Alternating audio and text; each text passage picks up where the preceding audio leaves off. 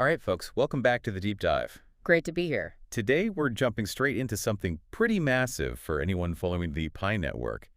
Really pivotal. Absolutely. We're looking at what happens next, specifically when Pi's open mainnet, the big step where it properly opens up, potentially integrates with payment tools like Onramper and Onramp Money. Yeah, exactly. We've got some interesting forecasts, some analyses here, and we're going to unpack what this integration could actually mean. That's right. Pi's got this huge user base, right? Millions globally, all mining on their phones. But the big question has always been about, well, real-world use, practical value. So our mission today, really, is to look at these sources and sketch out some concrete scenarios.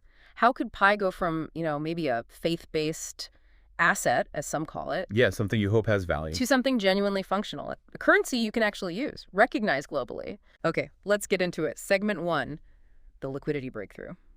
So right now, Pi often feels like a promise, right? Something you're mining, maybe hoping it becomes something valuable.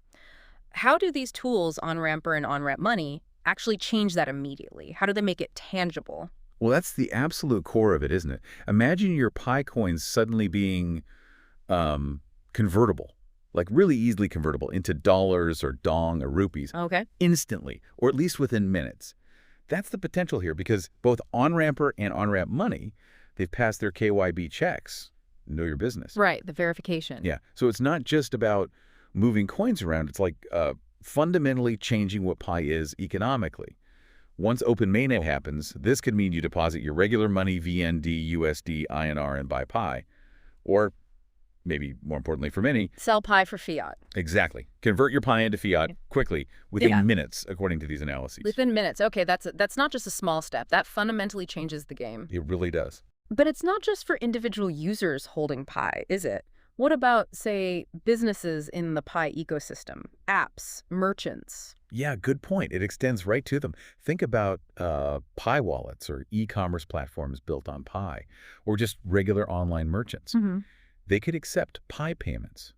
And then here's the key, instantly convert that Pi into their local fiat currency using these tools. Okay, so the risk for them is much lower. Precisely. This is what the sources are calling a liquidity breakthrough. It's about moving Pi from that faith-based coin idea to a practical way to pay for things.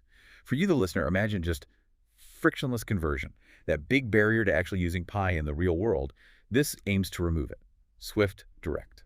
Okay, that's a powerful start. Let's talk about the bigger picture then. Global Web3 payments. So if that liquidity barrier is gone or at least significantly lowered, the implications must go beyond just, me converting my Pi to dollars, right? What about global commerce? Absolutely. That's where it gets really interesting. If you connect the dots, having these two payment platforms on board, it basically enables all sorts of applications, merchant systems, cross-border services to integrate Pi payments much, much more easily. Easier how? Like technically easier or legally? Both, potentially. Yeah. It could remove a lot of the existing hurdles, whether they're technical integration challenges or navigating the legal compliance side of things for global payments. Okay. Give me an example. Sure. Think about a user in Vietnam wanting to buy something from a seller in India. Right. Normally complicated with currency exchange fees. Exactly. But here, the Vietnamese user pays in Pi. The Indian seller, through Onramp Money perhaps, receives the payment instantly converted into Indian rupees, INR. Wow. Yeah. Okay, so it smooths out that whole international transaction headache, almost like bypassing the old ways, but, legitimately. That's a good way to put it. The deeper implication, according to these analyses, is that this could really unlock Pi's global commercial potential. Moving it beyond just the free mining coin phase. Yeah. Turning it into a currency that could actually handle, potentially, millions of real transactions across borders. For anyone listening who deals with international business or even just online shopping globally, this simplifies things a lot, making global trade feel almost local. That's a huge potential shift, which brings us to the GCV, right? The global consensus value, GCV. This has been a huge topic, maybe even a controversial one, in the Pi community for ages. It often feels very theoretical, like a target value.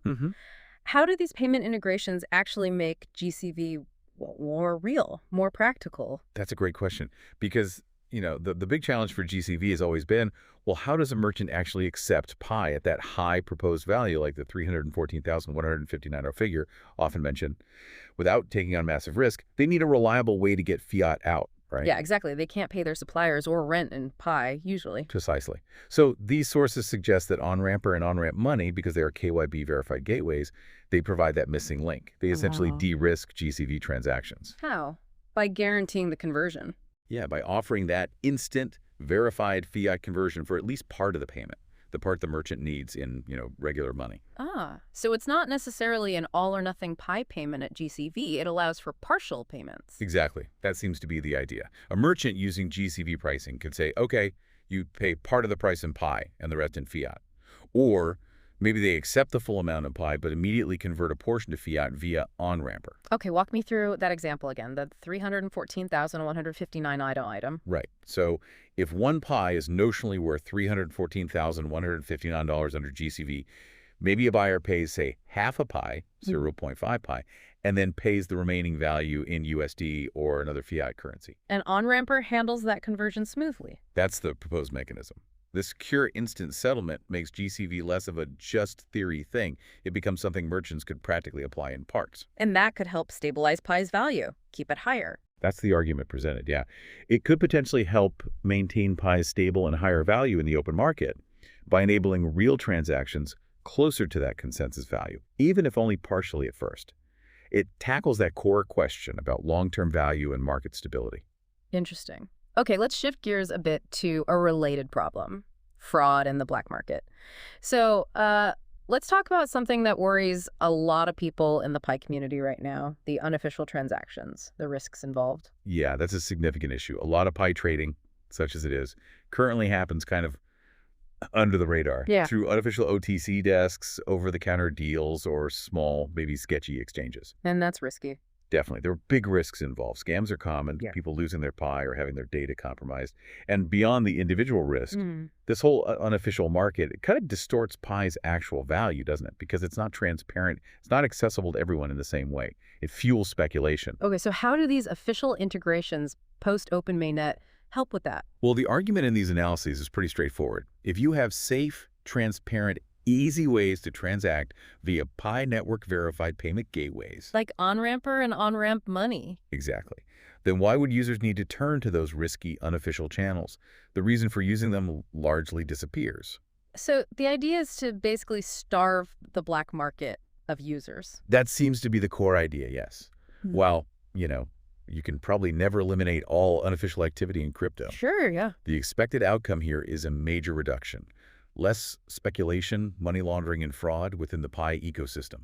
It's about building a foundation of security and trust. Which, as you said, is crucial. You can't get widespread adoption without people trusting the system. Absolutely fundamental. You need that reliability. Okay, which leads us nicely into the final big topic, mass adoption. So we've got potential liquidity, global reach, a path towards GCV practicality, and better security. If all this comes together, how could it drive really massive growth? Are we talking potentially hundreds of millions of new users? Well, that's the potential scale suggested. A lot hinges on the geographical reach of these specific partners. Onramper, for instance, is described as having global access, strong in places like Europe, North America, Southeast Asia. Okay. And Onramp Money. They're noted as being particularly strong in India, the Middle East, and Africa. And those are seen as major growth areas for crypto generally, right? Exactly. Some of the fastest growing crypto markets globally are in those regions. So the combination covers a huge swath of the globe, including areas with massive populations who might be newer to crypto. So the argument is that Pi, especially if it requires no initial money to start mining, Right. No upfront investment needed. could become the easiest entry point into crypto for millions, maybe hundreds of millions of people in these regions. That's precisely the potential highlighted. Pi could become the most accessible currency for these first-time crypto users. And crucially, if these integrations work, it's not just an asset they hold, it's something circulatable in real life. Almost like a digital version of their national currency, but global. Kind of, yeah. Like a digital national currency is a phrase used in the analysis. It points to this potential for Pi to onboard a truly vast number of new people into crypto, offering a frictionless way into digital finance, especially for populations that might find traditional crypto investing intimidating or just too expensive to start. A massive potential onboarding ramp into Web3. That's the vision laid out. #outro. Wow. Okay, so that was quite the deep dive. Looking back at what we've discussed, drawing from these sources, the picture painted is pretty compelling, isn't it?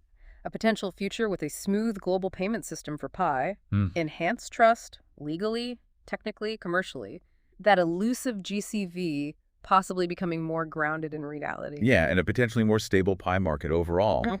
Less wild speculation, perhaps more based on actual utility and real value. It really does frame this potential integration phase as a golden opportunity, as one source put it, for everyone holding Pi. It does. It suggests, patience might be key. Being ready for this potential shift if and when Open Mainnet arrives with these kinds of tools enabled. The digital landscape could look very different for millions if this unfolds as forecasted. Absolutely. And maybe a final thought for everyone listening, something to mull over.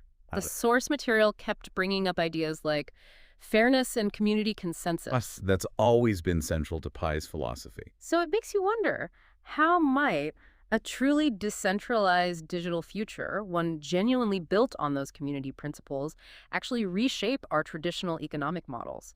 And maybe more importantly, what kind of responsibilities does that community consensus bring for everyone involved in building it? Something to think about. Definitely food for thought. Thanks again for joining us on this deep dive. We'll catch you next time.